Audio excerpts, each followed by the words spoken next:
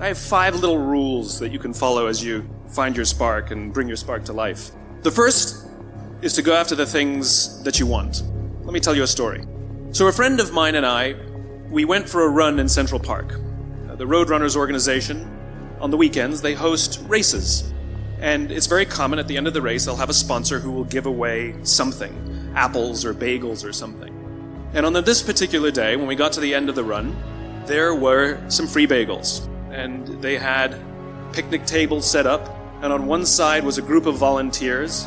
On the table were boxes of bagels, and on the other side was a long line of runners waiting to get their free bagel. So I said to my friend, let's get a bagel. And he looked at me and said, the line's too long. And I said, free bagel. And he said, I don't want to wait in line. And I was like, free bagel. And he says, it's too long. And that's when I realized that there's 2 ways to see the world. Some people see the thing that they want, and some people see the thing that prevents them from getting the thing that they want. I could only see the bagels. He could only see the line. And so I walked up to the line. I leaned in between 2 people, put my hand in the box, and pulled out 2 bagels. And no one got mad at me. Because the rule is, you can go after whatever you want. You just cannot deny anyone else to go after whatever they want. Now, I had to sacrifice choice. I didn't get to choose which bagel I got. I got whatever I pulled out. But I didn't have to wait in line. So the point is you don't have to wait in line. You don't have to do it the way everybody else has done it. You can do it your way. You can break the rules. You just can't get in the way of somebody else getting what they want.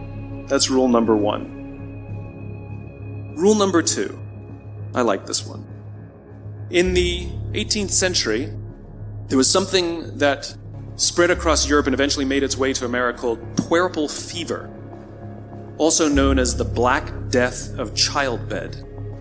Basically what was happening is women were giving birth and they would die within 48 hours after giving birth.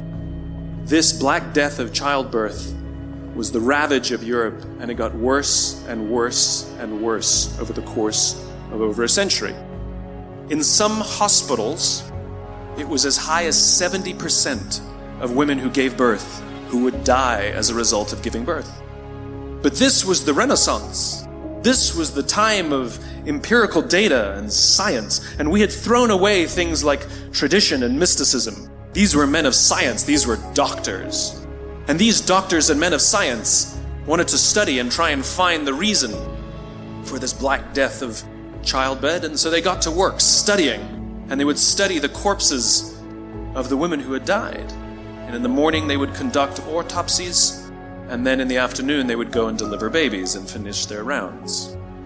And it wasn't until somewhere in the mid-1800s that Dr. Oliver Wendell Holmes, father of Supreme Court Justice Oliver Wendell Holmes, realized that all of these doctors who were conducting autopsies in the morning weren't washing their hands before they delivered babies in the afternoon. And he pointed it out and said, guys, you're the problem. And they ignored him and called him crazy for 30 years. Until finally somebody realized that if they simply washed their hands, it would go away. And that's exactly what happened. When they started sterilizing their instruments and washing their hands, the Black Death of childbed disappeared. The lesson here is, sometimes you're the problem. And my point is take accountability for your actions. You can take all the credit in the world for the things that you do right, as long as you also take responsibility for the things you do wrong. It must be a balanced equation. You don't get it one way and not the other. You get to take credit when you also take accountability. That's lesson 2. Lesson 3. Take care of each other. The United States Navy SEALs are perhaps the most elite warriors in the world. And one of the SEALs was asked, who makes it through the selection process? Who is able to become a SEAL? And his answer was, I can't tell you the kind of person that becomes a seal. I can't tell you the kind of person that makes it through buds. But I can tell you the kind of people who don't become seals. He says the guys that show up with huge, bulging muscles, covered in tattoos, who want to prove to the world how tough they are, none of them make it through. He said the preening leaders who like to delegate all their responsibility and never do anything themselves, none of them make it through.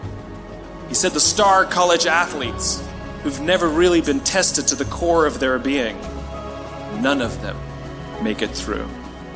He says some of the guys that make it through are skinny, scrawny. He said some of the guys that make it through, you will see them shivering out of fear. He says, however, all the guys that make it through, when they find themselves physically spent, emotionally spent, when they have nothing left to give physically or emotionally, somehow, some way, they are able to find the energy to dig down deep inside themselves, to find the energy to help the guy next to them. They become seals, he said. You want to be an elite warrior. It's not about how tough you are. It's not about how smart you are. It's not about how fast you are. If you want to be an elite warrior, you better get really, really good at helping the person to the left of you and helping the person to the right of you. Because that's how people advance in the world. The world is too dangerous and the world is too difficult for you to think that you can do these things alone. If you find your spark, I commend you. Now, who are you going to ask for help, and when are you going to accept help when it's offered? Learn that skill. Learn by practicing helping each other. It'll be the single most valuable thing you ever learn in your entire life. To accept help when it's offered and to ask for it when you know that you can't do it. The amazing thing is, when you learn to ask for help, you'll discover that there are people all around you who've always wanted to help you. They just didn't think you needed it because you kept pretending that you had everything under control. And the minute you say, I don't know what I'm doing, I'm stuck, I'm scared, I don't think I can do this, you will find that lots of people who love you will rush in and take care of you. But that'll only happen if you learn to take care of them first. Lesson 4. Nelson Mandela is a particularly special case study in the leadership world because he is universally regarded as a great leader. You can take other personalities, and depending on the nation you go to, we have different opinions about other personalities. But Nelson Mandela, across the world, is universally regarded as a great leader. He was actually the son of a tribal chief. And he was asked one day, how did you learn to be a great leader? And he responded that he would go with his father to tribal meetings. And he remembers two things when his father would meet with other elders. One, they would always sit in a circle. And two, his father was always the last to speak. You will be told your whole life that you need to learn to listen. I would say that you need to learn to be the last to speak. I see it in boardrooms every day of the week. Even people who consider themselves good leaders, who may actually be decent leaders, will walk into a room and say, here's the problem, here's what I think, but I'm interested in your opinion, let's go around the room. It's too late. The skill to hold your opinions to yourself until everyone has spoken does two things. One, it gives everybody else the feeling that they have been heard. It gives everyone else the ability to feel that they have contributed. And two, you get the benefit of hearing what everybody else has to think before you render your opinion. The skill is really to keep your opinions to yourself. If you agree with somebody, don't nod yes. If you disagree with somebody, don't nod no. Simply sit there, take it all in, and the only thing you're allowed to do is ask questions so that you can understand what they mean and why they have the opinion that they have. You must understand from where they are speaking, why they have the opinion they have, not just what they are saying. And at the end, you will get your turn. It sounds easy. It's not. Practice being the last to speak. That's what Nelson Mandela did. Number 5, my favorite one of all. True story. There was a former Undersecretary of Defense who was invited to give a speech at a large conference, about 1,000 people. And he was standing on the stage, with his cup of coffee and a styrofoam cup, giving his prepared remarks with his PowerPoint behind him. And he took a sip of his coffee and he smiled and he looked down at the coffee. And then he went off script. And he said, last year I spoke at this exact same conference. Last year I was still the undersecretary. And when I spoke here last year, they flew me here business class. And when I arrived at the airport, there was somebody waiting for me to take me to my hotel. And they took me to my hotel and they had already checked me in and they just took me up to my room. And the next morning I came downstairs and there was someone waiting in the lobby to greet me and they drove me to this here same venue. They took me through the back entrance and took me into the green room and handed me a cup of coffee in a beautiful ceramic cup. He says, I'm no longer the undersecretary. I flew here coach. I took a taxi to my hotel and I checked myself in. When I came down the lobby this morning, I took another taxi to this venue. I came in the front door and found my way backstage, and when I asked someone, do you have any coffee? He pointed to the coffee machine in the corner, and I poured myself a cup of coffee into this here styrofoam cup. He says the lesson is, the ceramic cup was never meant for me. It was meant for the position I held. I deserve a styrofoam cup. Remember this.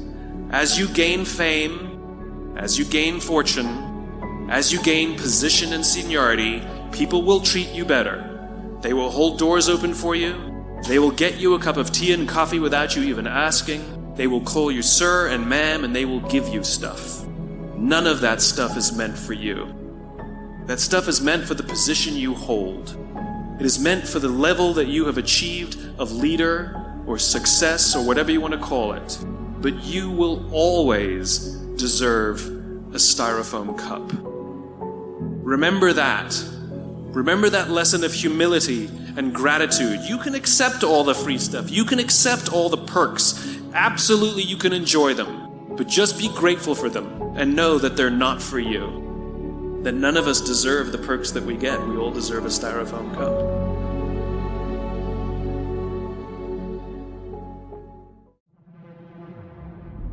I reached a point in my career where I had fallen out of love with my work, and I didn't want to wake up and do it anymore. I was done. Everyone will go through stress. Everyone will go through trauma. Mental health is a big and important topic right now. I think when somebody says, fine, they're lying. There's nothing more dangerous in a modern society than a lonely man. I need somebody to sit in the mud with me. Don't need them to fix me or clean me off or give me a towel. I just need them to sit in the mud with me so I don't feel alone when I'm sitting in the mud. When my friends are struggling, I don't say take your time. When my friends are struggling, I say go on. When my friends are crying, I say go on. The underlying message is, and I am here sitting in the mud with you. It is the greatest honor of my life. I live my life by that code.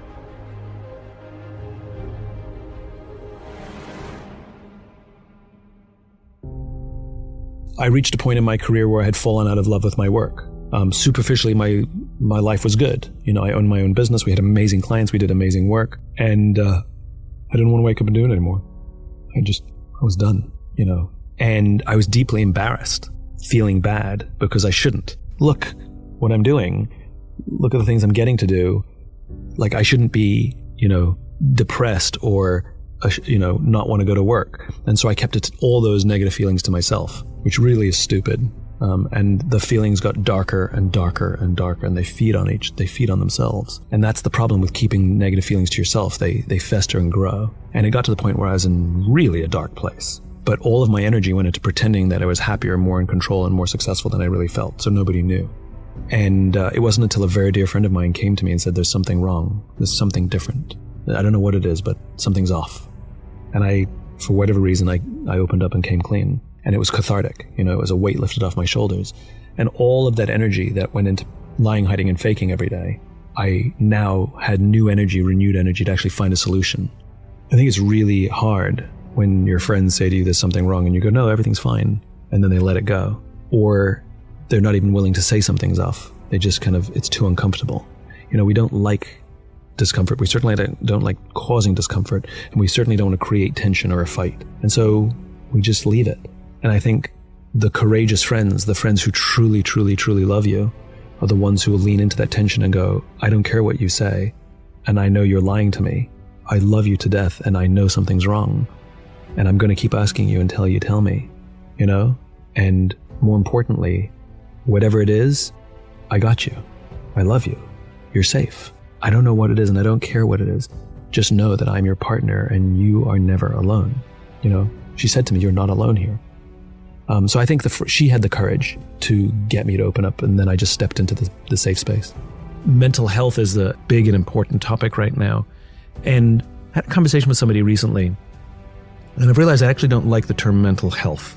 You know, it sounds like a fixed destination. It sounds like, you know, if you don't have health, like if you're not perfect, there's something wrong with you. So any kind of divergence or sadness means you're imperfect. That's not true. And I think it's an unfair standard to call it mental health. And I think because at the end of the day, like think about your body when you go to the gym. We call that fitness. And some days you have good days at the gym, and some days you have bad days at the gym. Some days your body feels amazing, you can lift huge weight. And some day, for whatever reason, you got enough sleep, you're eating well, you're hydrated, your body's just not working that day. And we're all familiar with that. And it doesn't really bother us. You're like, bad day today. And you move on. And you allow that to happen. But we don't treat our mental fitness the same way.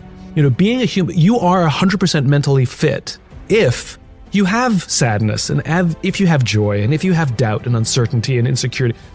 That's what it is to be human. Like your body sometimes has pain. There's nothing wrong with your body. And so I like to call it mental fitness rather than mental health, right? I'm always working on my mental fitness, and I allow for periods of darkness. So right now, when you said, how are you? The space that I'm sitting in is I'm actually feeling quite lonely. And I learned about how to manage mental fitness during COVID more than I ever had prior, because we had to deal with so much shit, right? And so prior, I would have been embarrassed by saying I'm feeling lonely. I would have hid it, suppressed it, don't like negative feelings. Whereas now, I'm just sitting in it, not worried about it. I'm allowing it to go through me, like I'm allowing myself to have a bad day at the gym. And weirdly, even though it's not necessarily fun, weirdly appreciative of it, because it makes me human. I acknowledge that I'm human. It's relatable. And so that's how I feel right now. I'm more open about being in a darker space, in the shadows right now, because it makes me feel quite frankly normal. It makes me feel human. And it's part of mental fitness, you know? And if I didn't have off days or off weeks, then how would I know what to work on? You know, how would I know what good looks like? How would I know how to appreciate the happy days if I didn't have some days that were down? So I'm weirdly grateful for what I'm going through right now. You know, human beings are, despite our own self-opinions, we're not that strong and we're not that smart. But in teams, in groups, we're amazing. And so trying to solve your own life problems by yourself, because I've got some really bad news, you can't. Which is why addiction exists. Because I can't solve these problems myself. I can't overcome the stress myself. So I'm going to drink, you know, or I'm going to do something else that's harmful to myself, my family, and my relationships. As all addictions are. Whether you're addicted to your cell phone, addicted to alcohol, addicted to drugs, you're going to destroy your relationships. You're going to destroy yourself. And there is tremendous value for somebody who loves you to say, I got you. I'm here. Let's do this together. Or for you to call a friend and say, I think I'm struggling and I think I can't do this alone. Can you help me? It's humiliating, but it is perhaps the single greatest lesson that any human being can learn, which is to say, I don't know and I need help. And I think being comfortable with asking for help and saying, I don't know, it turns out we're surrounded by people who want to take care of us and help us, but they don't, because they didn't think we needed it, because we were too busy presenting ourselves as perfect and having all the answers. So they just didn't. But they would if we just asked. So when people say they feel lonely, I think what it is that, you know, we're social animals who want to feel included, but also feel like people see, hear, and understand us. And I think my symptoms of loneliness are feeling misunderstood, or like people don't get me, or worse, I'm struggling to communicate or present myself in a way that people will get who I am. we can't do it alone. When you find darkness, however you want to define your darkness, you feel alone, you feel like nobody can help you, you feel like you have no agency, you feel like a lack of control. And the first thing that a lot of us should do is reach out to a friend and say, I'm struggling, or I need help, or I'm lonely, or I'm depressed, or I'm sad, whatever the feeling is. So the first mistake people make is they try and fix. Don't try and fix. It's not a fixing thing. It's like I had a bad day at the gym, nothing to fix. Nothing to fix. And I have a rule with my friends. My rule is no crying alone. My close friends all know this, and we all obey it. Like, I'll get a call from somebody who's a significant person in the world that people know who they are, and they'll call me and say, do you have a minute? And I'll be like, yeah, what's up? They're like, I think I need to cry. I'm like, go. What's on your mind?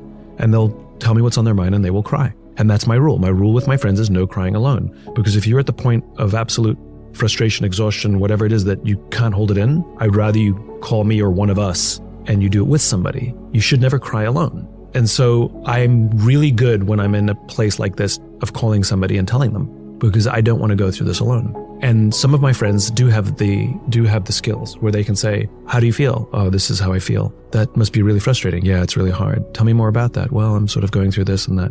And they know how to hold space. That's all I need. I need somebody to sit in the mud with me. Don't need them to fix me or clean me off or give me a towel. I just need them to sit in the mud with me so I don't feel alone when I'm sitting in the mud. And I think it's our responsibility to be able to have that skill set to do it for our friends and the people we love or our colleagues.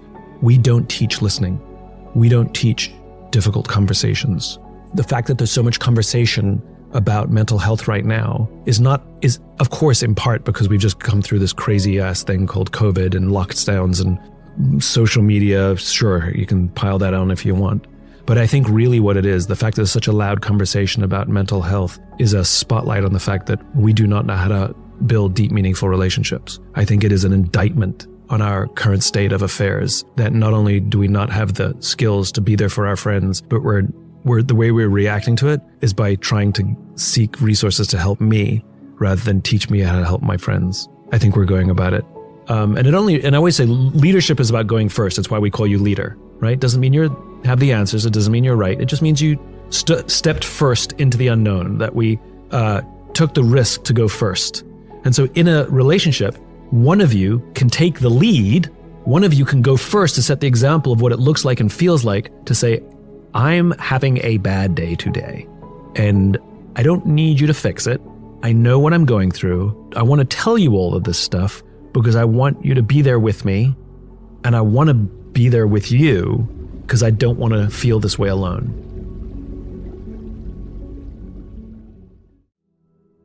There are two things that I think that great leaders need to have: empathy and perspective. And I think these things are very often forgotten.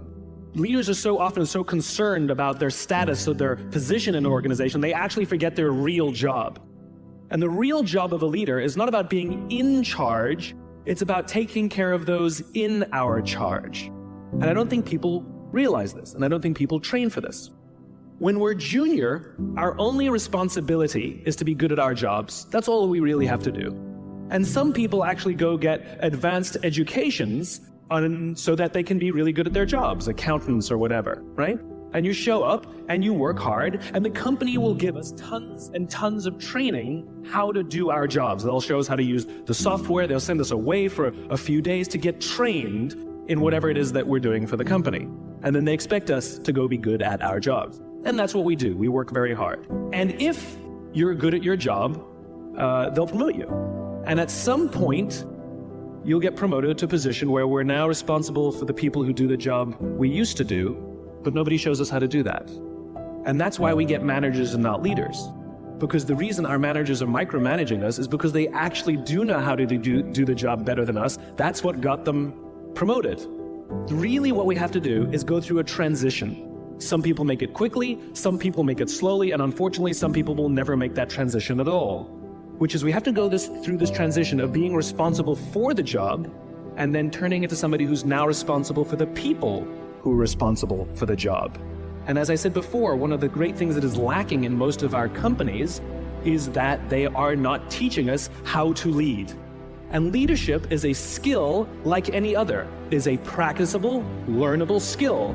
and it is something that you work on. It's like a muscle. If you practice it all the days, you will get good at it and you will become a strong leader. If you stop practicing, you will become a weak leader. Like parenting, everyone has the capacity to be a parent.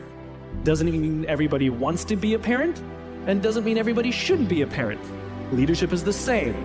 We all have the capacity to be a leader. Doesn't mean everybody should be a leader, and it doesn't mean everybody wants to be a leader. And the reason is because it comes at great personal sacrifice.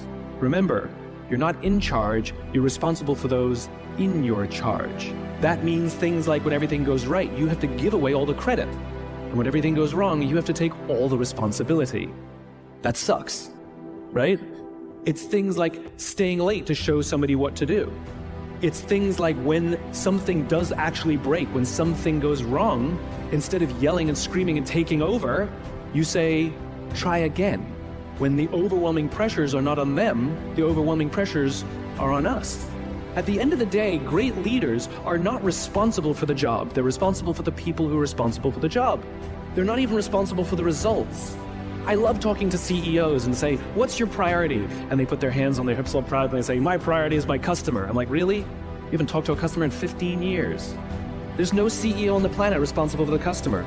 They're just not. They're responsible for the people who are responsible for the people who are responsible for the customer. I'll tell you a true story. A few months ago, I stayed at the Four Seasons in Las Vegas. It is a wonderful hotel. And the reason it's a wonderful hotel is not because of the fancy beds. Any hotel can go and buy a fancy bed. The reason it's a wonderful hotel is because of the people who work there.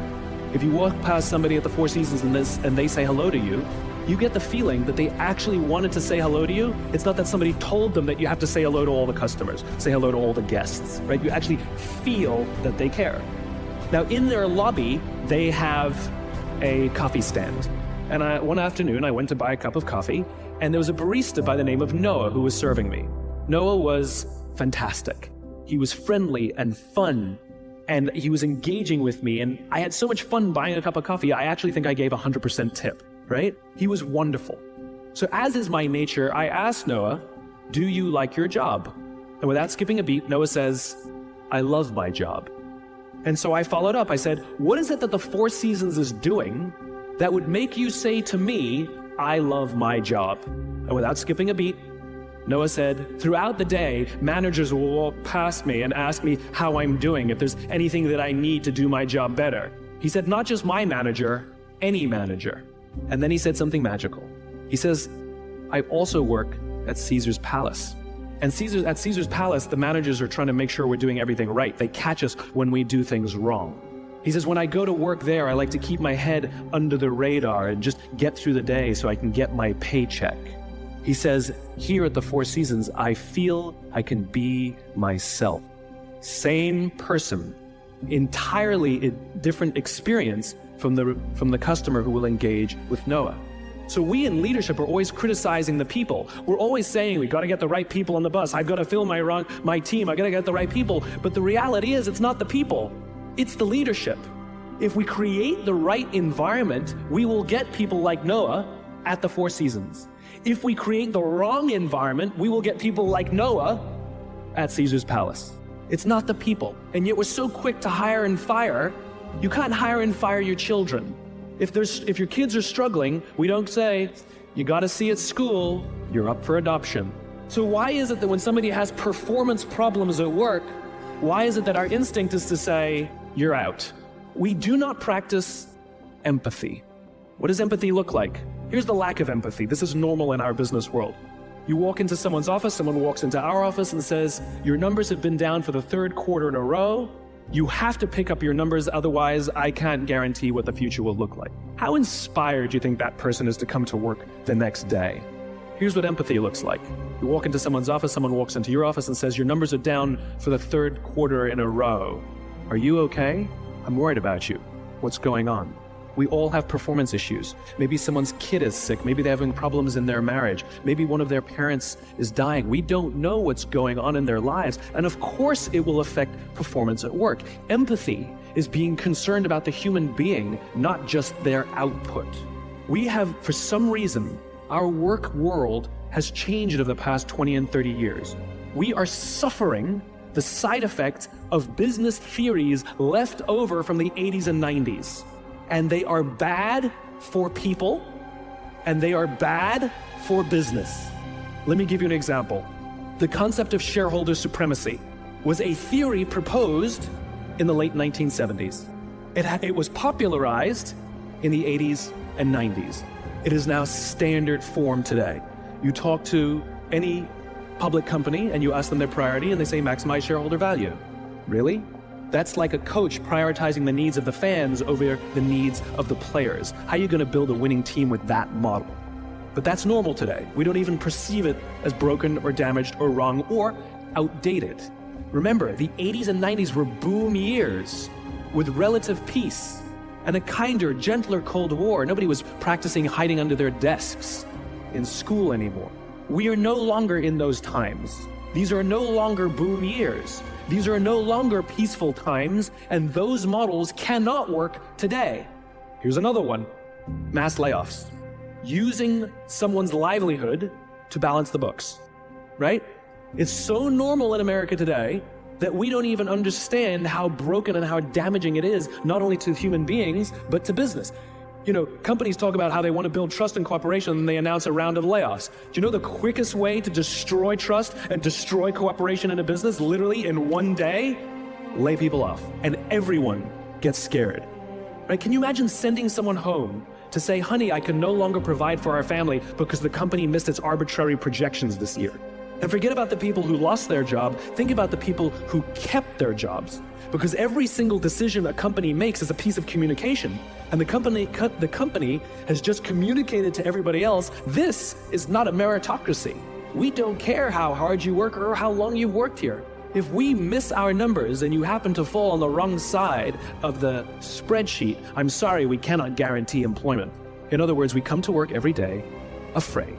And we're asking our youngest generation to work in environments where how would any of us ever stand up and admit, I made a mistake? We're constantly being told, you have to be vulnerable. Leaders are vulnerable. What does that even mean? It doesn't mean you walk around crying, I'm vulnerable, right?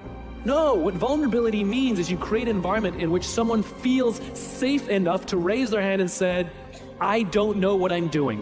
You've given me a job and I haven't been trained to do it. I need help. I made a mistake. I screwed something up. I'm scared. I'm worried.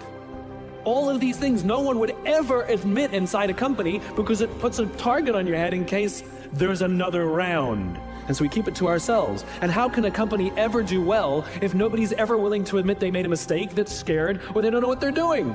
And so we've literally created cultures in which every single day everybody comes to work and lies, hides, and fakes. And we're asking our youngest generation to work and succeed and find themselves and build their confidence and overcome their addiction to technology and build strong relationships at work. We're asking them to do this, and these are the environments we've created. We keep saying to them, you're the future leaders. We're the leaders now. We're in control. What are we doing? This is what empathy means.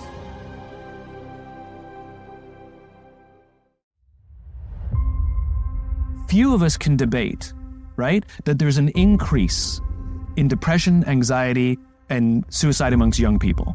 I mean, the statistics are alarming. And so you have an entire generation that's growing up with lower self-esteem than previous generations. The other problem, to compound it, is we're growing up in a Facebook, Instagram world. In other words, we're good at putting filters on things.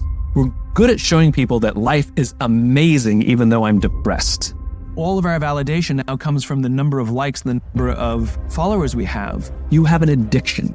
And like all addiction, in time, it'll destroy relationships, it'll cost time, and it'll cost money, and it'll make your life worse. You know, the problem with addiction is addicts know that it's bad for them. There are plenty of alcoholics who know that what they're doing is unhealthy, but they're addicted, which is why they keep doing it. I think many of us can admit that what we do is unhealthy and that it is addictive, and we may be addicted. The question we have to raise is, what are the costs of the benefits that we get from technology? Because there is always a cost to everything that we gain. Nothing is free.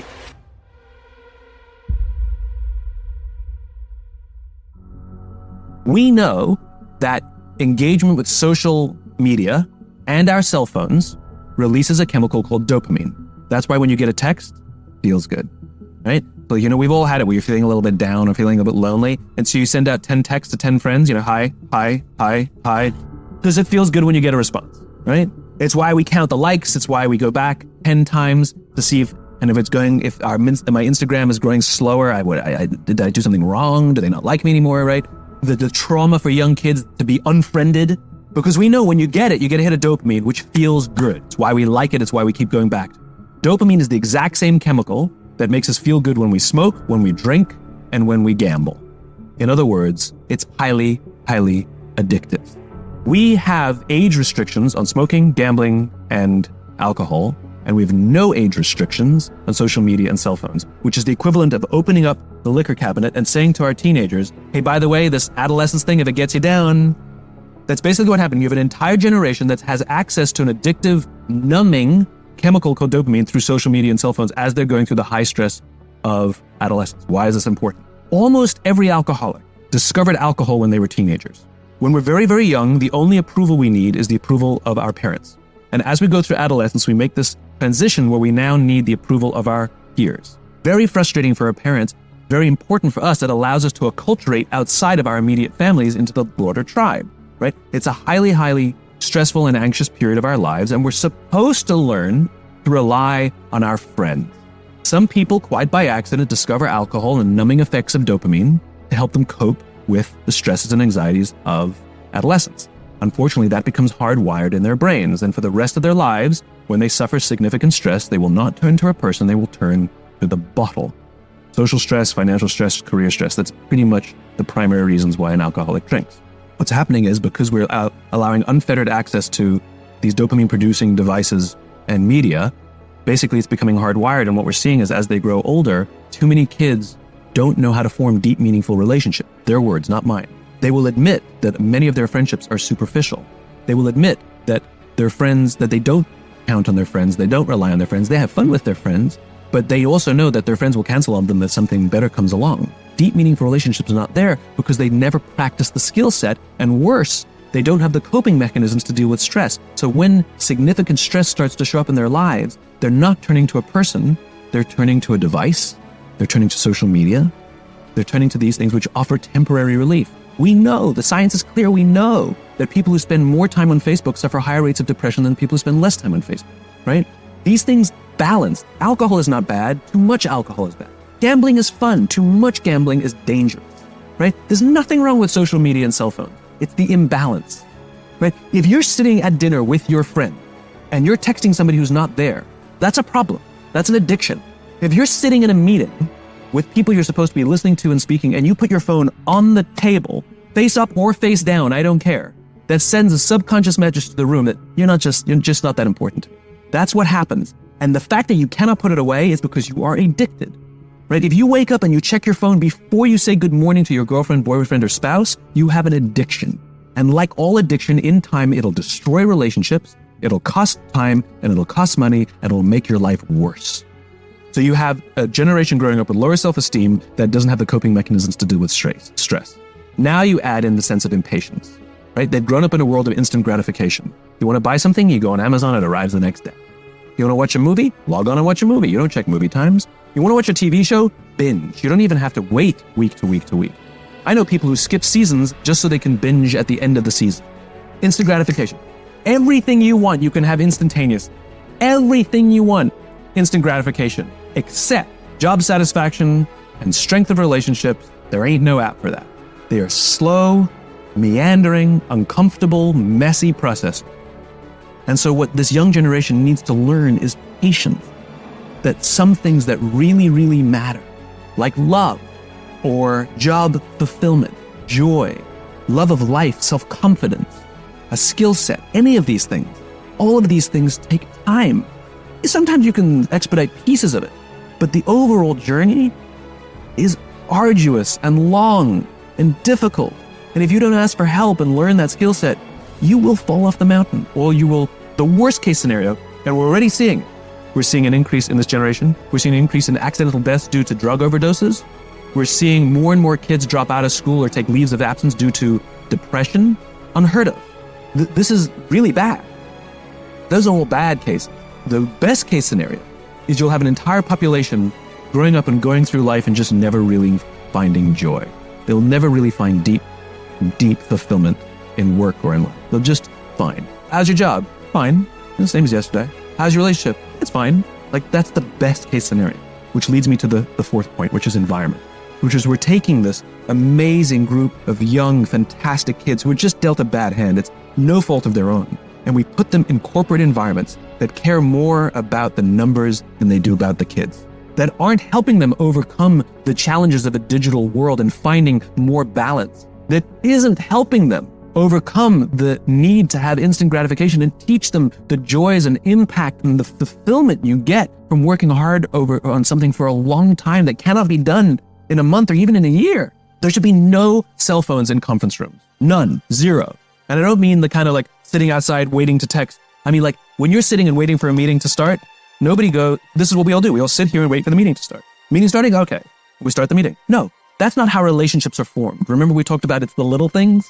Relationships are formed this way. We're waiting for a meeting to start and we go, how's your dad? I heard he was in the hospital. Oh, he's really good. Thanks for asking. He's actually at home now. Oh, I'm really glad. That was really amazing. I know, it was really scary for him. That's how you form a relationship. Hey, did you ever get that report done? Oh my God, no, I didn't. I'll help you out. Can I help you out with that? Really? That's how trust forms. Trust doesn't form at an event in a day. Even bad times don't form trust immediately. It's the slow, steady consistency. And we have to create mechanisms where we allow for those little innocuous interactions to happen. When you're out for dinner with your friends, like I do this with my friends, when we're going out for dinner and we're leaving together, we'll leave our cell phones at home. Who are we calling? Maybe one of us will bring a phone in case we need to call an Uber. We'll take one phone. And so it's like an alcoholic. The reason you take the alcohol out of the house is because we cannot trust our willpower. We're just not strong enough. But when you remove the temptation, it actually makes it a lot easier. And so when you just say, don't check your phone, people literally will go like this. But if you don't have the phone, you just kind of enjoy the world. And that's where ideas happen. The constant engagement is not where you have innovation and ideas. Ideas happen when our minds wander and we go, and you see something, I bet they could do that. That's called innovation, right? But we're taking away all those little moments. None of us should charge our phones by our beds. We should be charging our phones in the living rooms. Remove the temptation. You wake up in the middle of the night because you can't sleep. You won't check your phone, which makes it worse. But if it's in the living room, it's relaxed, it's fine. But it's my alarm clock. Buy an alarm clock. They cost $8. So I think we cannot ignore these factors, of which one of them, of course, has to be the imbalance of social media and cell phones in our lives. I'm not against it. I'm against the amount of it, right? That we can't go for dinner with a friend and put our phone in airplane mode for an hour and a half and just be present with our friends. And so how do we combat this imbalance? You do not get to say when you're being present. You are present when somebody else says you are. And the reason we meditate, for example, is because we learn things like calm and quiet and focus. And when you meditate, you have a thought and you learn to label that thought and put it out of your head and deal with it later, so that when you're with a friend and they're talking, you're not thinking about your next thought. You put your thought aside and you listen entirely to what they're saying. You focus on one thing, which is them. And you are not present until your friend at the end of the conversation says to you, thank you for listening. I feel heard. Thank you for being present with me. We are who we are. Like I said, we're fully formed by the experiences we have when we're young, at a pretty young age. And now the opportunity life presents us is to make decisions that either keeps us in balance with who we really are or not. And I think one of the reasons most of us feel discomfort or don't feel ourselves or don't know who we are is because we're making decisions that are inconsistent with that true cause, with that why. Right? We look for ways to distance ourselves from the impact of our decisions. We say things like, it's what you got to do to get ahead. It's what my boss wants. Everyone's doing it. It's the system. I don't have a choice, right? And there are ways we can disassociate our responsibility. So you raise the case of individual athletes who become champions and then suffer depression. It's a fairly common story. You hear this from Olympians. Michael Phelps becomes the most medaled Olympian of all time, immediately suffers depression. Andre Agassi becomes the most storied, tennis player of all time, immediately becomes depressed. And what I've learned from talking to some of these particularly athletes, but I think it happens in the business world as well, which is from a very young age, they set themselves a goal that, in my words, would be a very selfish goal. I want to be the best at X, the best tennis player, the best golfer, the best whatever. And, the way Olympians put it, which I get a kick out of, is I want to win the Olympics. I'm like, well, no one wins the Olympics. You can be a winner in your sport. And their entire lives from pretty young ages, every decision they're making is to help them advance this finite goal. And all of their relationships are, can you help me achieve my goal? And if you can no longer help me achieve my goal, I don't need you anymore as a coach or even a friend. And there's huge sacrifices, missing of birthdays, missing of Christmases, missing of major life events, because I have to practice so I can achieve my goal. And when they get interviewed on the news, or at the Olympics or whatever, why do you do it? And they'll say, well, I'm doing it to inspire the little kids, which is complete bullshit. If you look at all of their vision boards from when they were younger, pictures of podiums and medals and money and Lamborghinis, not a single little child on there of the people you're doing it for. It's just a lucky strike, actually.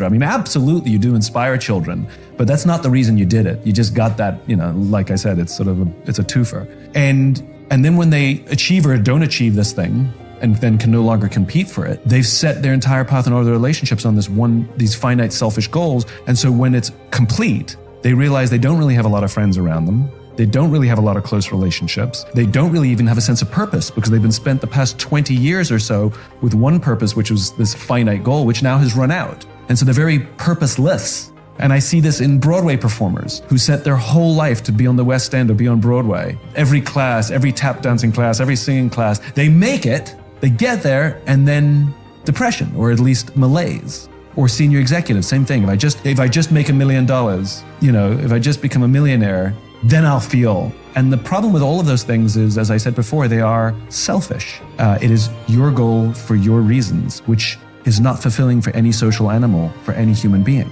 Our sense of joy and fulfillment and love and purpose comes from our ability to serve another human being. Have a child, tell me how your life changes. Fall in love, tell me how your life changes. Think about all the stupid things, irrational things we've done for love. We get on planes and travel around the world just to say, I love you. We do ridiculous things, and it all feels worth it. And the sacrifices we make for a child all feel worth it, but these are no longer for us, and these things will live on beyond our own lives. They are not finite, they are infinite. And there's nothing wrong with personal achievement, there's nothing wrong with setting goals, but it has to be in the context of something even bigger. And to see one's life as a continuum rather than an event is much healthier. I'm not a huge fan of the term self-improvement, but I do like the idea of awareness, self-awareness. We all live with blind spots. We all live with missing gaps and pieces of information, which will, by the way, last for the rest of our lives. And there are some people who choose to live a life where living with those gaps is acceptable, and they never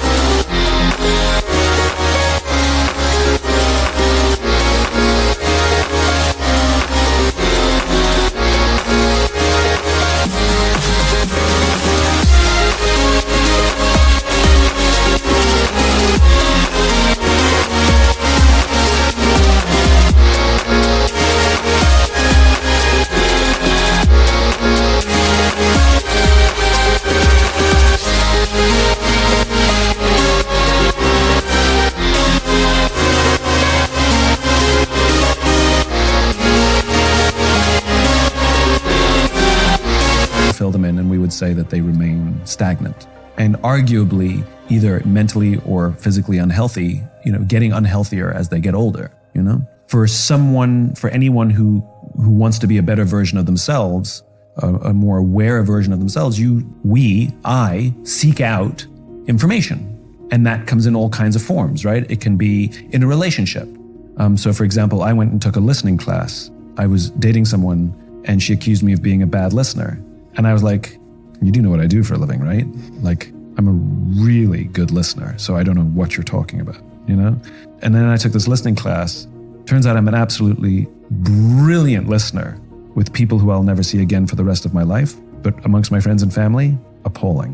So I had this basic skill set that I never applied with the people closest to me and gave myself an out because, quote unquote, I knew how to listen. And so I realized I was a terrible listener. This was a blind spot. This was a gap. And having somebody love me tell me that didn't work. Didn't believe them until, this objective outsider, or at least I just took this class and came to this realization.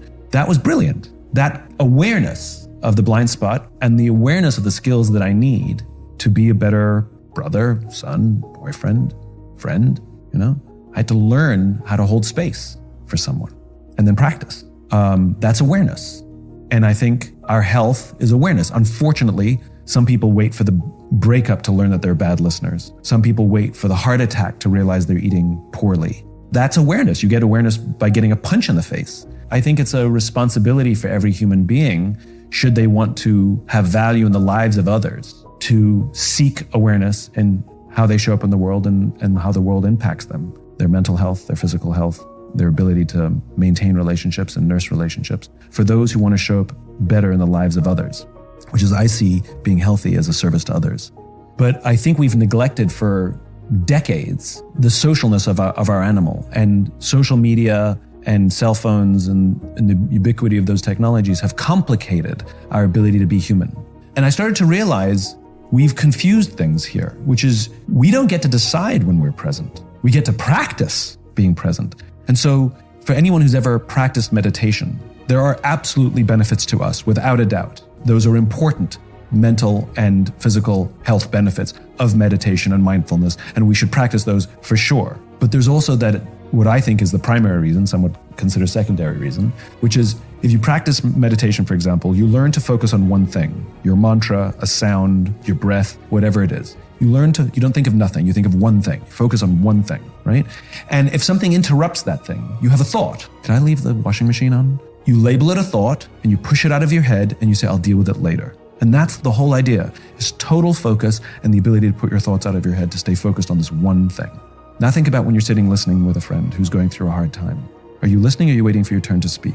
The whole meditation practice that you've been doing is now valuable in this moment, where you are focused entirely on what they're saying to you. Every distraction, every screech of a car tire outside, everybody who's talking around you, you don't hear any of it. You only hear what they're saying to you. You're entirely focused on what they're saying to you.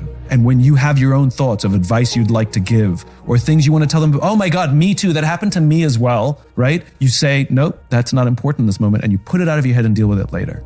And at the end of that conversation, your friend will say, thank you, I feel heard, or thank you for being there for me, or thank you for holding space for me, or thank you for listening. And those are all indications that congratulations, you've been present for another. And I think what gives our lives purpose is not to wake up every morning to learn meditation so that we can be present for ourselves, though that is valuable.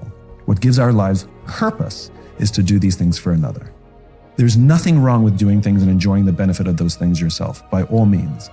But the deep feeling sense of purpose and meaning to one's life or to one's work only comes when those things are for another. And in my view, primarily for another, where our benefit is secondary. And that's where the joy and love of business, relationships, friendships come from. There's a great irony in all of this, which is to sacrifice for another really is the most beautiful thing we can ever do. I mean, that's kind of what love is. It's sacrificing for another. And all of these things, learning to be a better communicator, learning mindfulness and meditation, being in shape. If you can translate those things in for another, all of those things start to have a higher purpose.